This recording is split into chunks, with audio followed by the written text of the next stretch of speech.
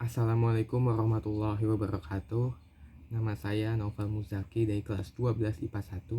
Di sini saya akan mempresentasikan materi mengenai unsur radioaktif dari bab 3 kimia, yaitu kimia unsur. Unsur radioaktif adalah unsur yang dapat memancarkan radiasi secara spontan. Radiasi adalah sejenis sinar tetapi memiliki energi yang besar dan daya tembus yang tinggi. Radiasi yang dipancarkan zat radioaktif terdiri dari 3 jenis partikel. Yang pertama sinar alfa, yang kedua sinar beta, yang ketiga sinar gamma. Sifat-sifat sinar radioaktif. Yang pertama sinar alfa. Yang pertama memiliki 2 proton dan 2 neutron sehingga bermassa 4. Kedua, dalam medan listrik berbelok ke kutub negatif menunjukkan sinar alfa bermuatan positif. Yang ketiga, berdaya tembus kecil. Yang keempat, memiliki radiasi sekitar 1,5 kali 10⁻⁷ meter per second, sekitar 1/20 kali kecepatan cahaya. Yang kelima, jika suatu zat padat yang dapat memancarkan sinar alfa ditempatkan dalam tabung hampa udara, perlahan-lahan tabung tersebut penuh dengan gas helium. Sinar yang kedua yaitu sinar beta. Sinar beta memiliki beberapa sifat juga. Yang pertama, dalam medan listrik berbelok ke kutub positif, menunjukkan sinar beta bermuatan negatif. Yang kedua, berdaya tembus lebih besar daripada sinar alfa. Sinar beta dapat menembus logam aluminium atau 100 kali daya tembus sinar alfa. Yang ketiga, laju perambatan sinar beta mendekati kecepatan cahaya. Sinar yang terakhir yaitu sinar gamma. Sinar gamma adalah sinar bergelombang elektromagnetik berenergi tinggi dengan panjang gelombang yang pendek. Sinar gamma memiliki 3 sifat. Yang pertama, tidak dapat dibelokkan oleh medan listrik, menunjukkan bahwa sinar gamma tidak bermuatan. Yang kedua, berdaya tembus besar, yaitu 10.000 kali daya tembus sinar alfa. Sinar gamma dapat menembus logam timbal sebesar 20-25 cm. Ketiga, sinar gamma tidak memiliki massa. Berikut tabel jenis-jenis sinar radioaktif.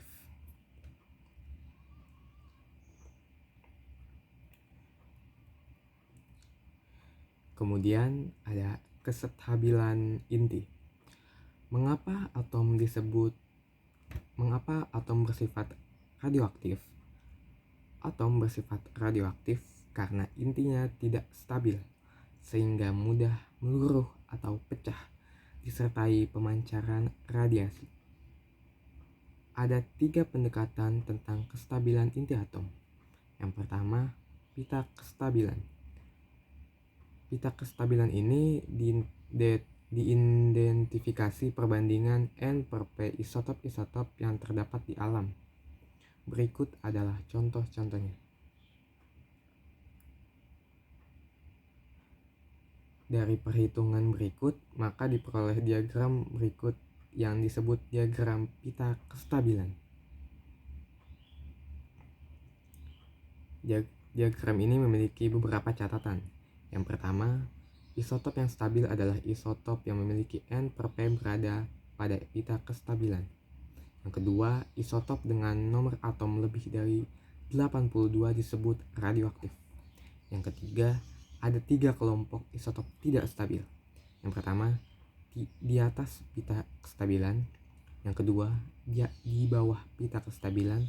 Yang ketiga, atom berat dengan nomor atom di atas 82. Kecenderungan mencapai kestabilan. Yang pertama, isotop di atas pita kestabilan berarti kelebihan N dan kekurangan P. Maka akan mencapai kestabilan dengan cenderung mengubah neutron menjadi proton. Dengan contoh berikut. Yang kedua, Isotop di bawah pita kestabilan berarti kelebihan proton dan kekurangan neutron, maka akan mencapai kestabilan dengan cenderung mengubah proton menjadi neutron dengan dua cara. Cara pertama sebagai berikut, dan cara kedua sebagai berikut. Cara yang kedua ini lebih sering terjadi, sedangkan cara pertama jarang sekali terjadi. Kemudian ada jenis radiasi yang dipancarkan. Yang pertama, peluruhan alfa. Peluruhan alfa yaitu partikel alfa terdiri atas 2 buah proton dan 2 buah neutron yang terikat menjadi suatu atom dengan inti yang stabil. Berikut contoh dari peluruhan alfa. Kemudian ada peluruhan beta. Peluruhan beta merupakan radiasi partikel beta dengan kemampuan ionisasi lebih rendah dari partikel A. Radiasi beta dapat merupakan pemancaran sebuah elektron disebut peluruhan beta minus, dan pemancaran positron disebut sebagai peluruhan beta plus. Berikut contoh dari peluruhan beta. Kemudian ada peluruhan gamma. Peluruhan gamma merupakan radiasi gelombang elektromagnetik dengan energi sangat tinggi sehingga memiliki daya tembus yang sangat kuat. Sinar gamma dihasilkan oleh transisi energi inti atom dari suatu keadaan eksitasi ke keadaan dasar. Saat transisi berlangsung terjadi radiasi energi tinggi dalam bentuk gelombang elektromagnetik. Berikut contoh dari peluruhan gamma.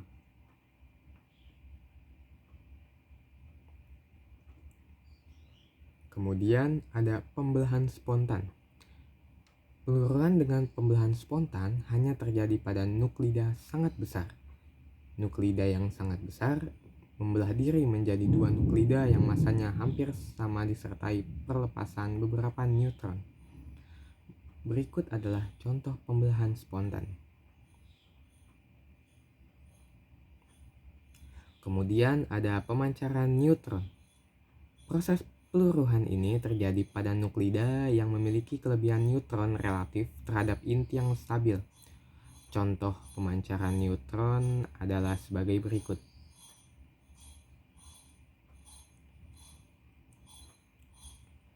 Kemudian ada pemancaran neutron terlambat. Proses peluruhan terjadi dengan didahului oleh pemancaran negatron, kemudian dilanjutkan dengan pemancaran neutron. Berikut contoh dari pemancaran neutron terlambat.